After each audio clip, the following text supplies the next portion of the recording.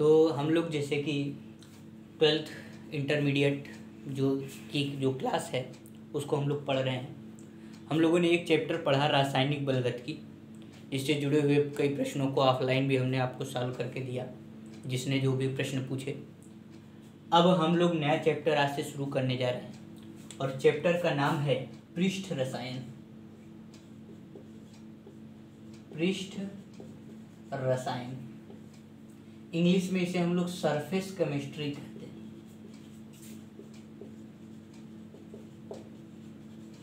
लगभग 6 से 8 अंक का यह बोर्ड परीक्षा में आता है और इस चैप्टर की खासियत यह है कि इसमें सिद्धांत थ्योरी के बारे में ही पूछा जाता है, मतलब न्यूमेरिकल पोर्शन उतना नहीं आता। जो 15 से 20 टॉपिक रहेंगे सवाल उसी से रिलेटेड ही आएगा, मतलब सवाल को ज़्यादा घुमाया भी इस चैप्टर में नहीं जाता है। यानी कि 6 से 8 अंक ये जो हैं फिजिकल केमिस्ट्री में आप आसानी से गेन कर सकते हो। देखिए सबसे आसान होता है आपका फिजिकल केमिस्ट्री, जो पहला पार्ट है। इसके अंतर्गत आपका 42 नंबर का पेपर आता है बोर्ड में और इस 42 में से कम आप 38 नंबर पा सकते हो बहुत ही आसानी से, यदि आप हल्की सी प्रयास करो। और बाकी ऑर्गेनिक केमिस्ट्री टफ होती है, उसमें अंक पाना थोड़ा मुश्किल है। तो इसमें आप 42 के 42 अंक पूरे गेन करो 70 में, आप ये सोच करके चलिए। तो हम लोग जो अपना नया चैप्टर शुरू करने जा रहे हैं पृष्ठ रसायन, सरफेस केमिस्ट्री, 6 से 8 अंक का आता है। नाम से ही स्पष्ट है पृष्ठ। पृष्ठ का मतलब होता है सतह, सरफेस। जो रासायनिक अभिक्रियाएं सतह पर संपन्न, ऐसी रासायनिक अभिक्रियाओं का अध्ययन जिस शाखा में किया जाता है उसे पृष्ठ रसायन कहते हैं। जिसमें हम लोग सतह की बात करें, जैसे दही का जमना एक रासायनिक अभिक्रिया है, लेकिन जो दही की परत होती है वो अलग होती है और अंदर का जो भाग होता है वो अलग तरीके का। कहने का मतलब है जिसमें अधिक से अधिक सतह वाली चीजों की चर्चा की जाए, पृष्ठ की चर्चा की जाए, ऐसी रासायनिक अभिक्रियाओं को जिस शाखा में पढ़ा जाता है उसे हम लोग पृष्ठ रसायन कहते हैं। शुद्ध परिभाषा अगर देखनी हो तो रसायन विज्ञान की वह शाखा जिसमें सतह से जुड़ी हुई अभिक्रियाओं को अध्ययन किया जाता है उसे पृष्ठ रसायन कहते हैं।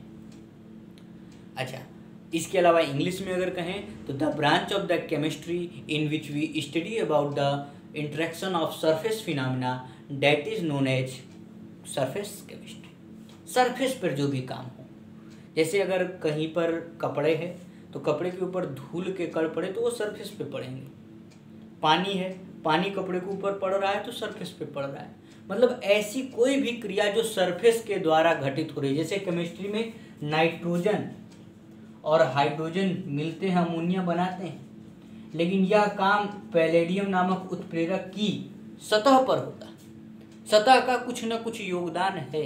जैसे आप किसी शहर में जाते हैं, अपने काम से गए, वहाँ रूम लिए, रूम लेने के बाद आपने अपना वहाँ काम किया 2 महीने 3 महीने और फिर चले आए, तो सतह तो आपने एक फिक्स की ना, रूम अच्छा होगा, आपका काम में मन लगेगा। आपने अगर गलत जगह हो, गलत एरिया में घर ले लिया तो आपके काम में भी डिस्टर्बेंस आएगा। तो सतह का कोई ना कोई रासायनिक अभिक्रियाओं में प्रभाव पड़ता है और इन सभी प्रभावों को जिस शाखा में अध्ययन किया जाए, जिस शाखा में स्टडी किया जाए, उसे हम लोग सरफेस केमिस्ट्री कहते हैं। यह चैप्टर 3 भागों में बटा हुआ है। पहला एडजॉर्प्शन एब्जॉर्प्शन, अधिशोषण व अवशोषण। दूसरा कोलाइडल विलयन, कोलाइडल सॉल्यूशन। और तीसरा कैटलिस्ट। यह 3 यानी कि चैप्टर के अंदर 3 छोटे छोटे भाग हैं और इन सभी भागों के अंदर अपने अपने खुद के टॉपिक हैं, जिसमें शुरुआती 3 दिन में हम लोग पहला पार्ट पढ़ेंगे, दूसरे पार्ट में टाइम लगेगा और तीसरे पार्ट को फिर आसानी से हम लोग ख़त्म करेंगे। तो अब हम लोग चैप्टर की शुरुआत करते हैं और चैप्टर के बारे में हमने आपको इंट्रोडक्शन तो दे दिया।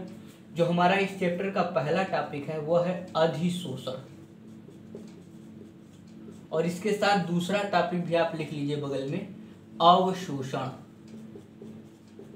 इंग्लिश में इसे कहते हैं एडजॉर्प्शन और इसे कहते हैं हम लोग एब्जॉर्प्शन। नाम से एक ही जैसा है, समझने में भी दिक्कत होती है। लेकिन बोर्ड का सबसे इम्पॉर्टेंट क्वेश्चन यही है कि अधिशोषण व अवशोषण में अंतर लिखिए। Distinguish between adsorption and absorption. कम से कम 5 से 6 अंतर आपको आने चाहिए। बोर्ड परीक्षा का सबसे इम्पॉर्टेंट प्रश्न और पहला टॉपिक। अब दोनों में अंतर क्या है आपको हम चित्र सहित समझाएंगे। जैसे ये सतह हम बना ले रहे हैं, ये सतह है हमारी, और अधिशोषण में क्या होता है, जो बाहर के कण होते हैं वो सतह पर आते हैं, सरफेस पर आते हैं। लेकिन अवशोषण में क्या होता है, बाहर के कण सरफेस पर भी आते हैं और सरफेस के अंदर भी आते हैं। दोनों में सबसे पहला अंतर, वह प्रक्रिया जिसमें बाहर से आने वाले कण सतह के ऊपरी हिस्से पर रहते हैं उसे हम लोग अधिशोषण कहते हैं। वह प्रक्रिया जिसमें बाहरी कण सतह के अंदर तक प्रवेश करते हैं, अंदर यानी कि शुद्ध हिंदी में कहें अभ्यंतर तक प्रवेश करते हैं, तो उसे हम लोग अवशोषण कहते हैं।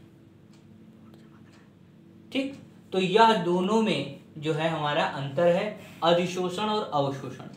तो अधिशोषण में सतह पर की क्रिया के बारे में हम आपको बता रहे हैं। तो फिर से समझिए एक दूसरे डायग्राम के साथ। जैसे मान लीजिए सतह है और कण हमारे सतह के पृष्ठ पर हैं, और यदि कण हमारे पृष्ठ के अंदर चले गए तो यह प्रक्रिया हो गई अवशोषण की और यह प्रक्रिया हो गई अधिशोषण की। The phenomena in which outer particles Kemps on the surface that is known as adsorption, and the phenomena in which outer particle came at surface as well as inside the surface, that is known as absorption। अब इसमें भी जो बाहर से आए हुए कण हैं, जो बाहरी कण हैं, जैसे अगर यह कपड़ा है, कपड़े के ऊपर मिट्टी के कण डालोगे, मिट्टी धूल डालोगे तो वह सतह पर रहेगी, लेकिन पानी डालोगे तो वह सतह के साथ साथ अंदर भी स्किन को भी टच कर लेगा। यह दोनों में अंतर है। और जो बाहर के कण आते हैं, जैसे मिट्टी या पानी जो होगा, उसे हम लोग इस भाषा में कहते हैं अधिशोषक, और जिसमें आता है उसे हम लोग कहते हैं अधिशोष्य, एड्सॉर्बेट, एड्सॉर्बेट इंग्लिश में, और इसे एड्सॉर्बेंट। बात समझ में आ रही? मतलब जो बाहर से कण है वह अधिशोषक हैं और जिसके ऊपर आकर के बैठे उसे हम लोग अधिशोष्य कहते थे। और यह जो है अधिशोषण और अवशोषण है, यह सतह की फिनोमिना है, धीरे धीरे होती है, यह तेजी के साथ होती है। इसमें कई और अंतर हैं, वह भी हम आपको धीरे धीरे बताएंगे। तो पहले दोनों का मेन डिफरेंस आपको समझ लेना है, अधिशोषण अवशोषण। अगर कण केवल सतह पर आए तो अधिशोषण होगा और सतह के अंदर जाए तो अवशोषण होगा। ठीक, जो कण आते हैं उसे अधिशोष्य कहते हैं और जिसके ऊपर आते हैं वह आपका अधिशोषक कहलाता है। चलिए फिर अब हम लोग आगे की बात करते हैं। अब अधिशोषण और अवशोषण के बाद जब आप लोगों ने पढ़ा, तो अगर कहीं अधिशोषण भी हो रहा और अवशोषण भी हो रहा, दोनों काम हो रहे हो एक साथ, अधिशोषण भी हो रहा हो और अवशोषण भी हो रहा हो, तो इस प्रक्रिया को हम लोग केमिस्ट्री की भाषा में शोषण कहते हैं, इंग्लिश में sorption. when adsorption and absorption both phenomena takes place simultaneously, that is known as शोषण। बात समझ में आ रही? तो जब दोनों ही क्रियाएं एक साथ एक ही जैसे संपन्न हो रही हों तो उसे हम लोग शोषण कहते हैं। अब जैसे आप लोगों ने शोषण पढ़ लिया कि अधिशोषण और अवशोषण को मिला करके जो प्रक्रिया होती है उसे शोषण कहते हैं। अच्छा, अगर बाहर से आए हुए कण अगर वापस निकलने लगे, ऐसा भी होता है कि जो कण आया है वह वापस निकल जा, तो इस प्रक्रिया को हम लोग विशोषण कहते हैं, इंग्लिश में डीजॉर्प्शन। तो आपको हमने चैप्टर की शुरुआत की और 4 टॉपिक को क्लियरली थोड़ा थोड़ा समझाया। चारों को एक बार हम रिवाइज कर रहे हैं। पहला है पृष्ठ रसायन। रसायन विज्ञान की वह शाखा जिसमें पृष्ठ की सतह पर होने वाली क्रियाओं का अध्ययन किया जाता है। The branch of the chemistry in which we deals about the surface phenomena, the chemical reactions on the surface, that is known as surface chemistry. इसमें हम लोगों ने पहला टॉपिक जो पढ़ा अधिशोषण, हमने उसके बारे में आपको थोड़ा सा बताया कि यदि बाहर से आने वाला कण सतह पर बैठ जाता है तो इसे हम लोग अधिशोषण कहते हैं, लेकिन सतह के साथ साथ सतह के अंदर तक चला जाए तो यह हमारा एब्जॉर्प्शन अवशोषण कहलाता है।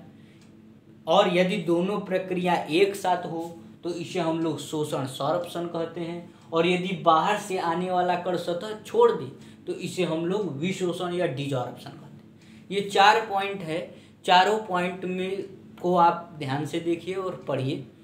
लेकिन सबसे इम्पॉर्टेंट जो पॉइंट है वो है आपका अधिशोषण, जो पहला पॉइंट हमने पढ़ाया था, अधिशोषण सबसे इम्पॉर्टेंट पॉइंट। अब अधिशोषण जो आपका सबसे इम्पॉर्टेंट पॉइंट हम लोग बोल रहे थे, इसके बारे में आपको डीपली नॉलेज लेनी है। मतलब पूरा अधिशोषण समतापी, अधिशोषण पर पड़ने वाले प्रभाव, ये सब चीज़ें आपको जाननी है और यही आपका सबसे इम्पॉर्टेंट टॉपिक भी बनेगा। तो कल हम लोग इस अधिशोषण यानी कि एब्जॉर्प्शन के बारे में जानेंगे, समझेंगे। और आज का जो हमारा, आज तो केवल इंट्रोडक्शन था कि चैप्टर में क्या क्या है आपको समझ में आ गया होगा। ठीक है।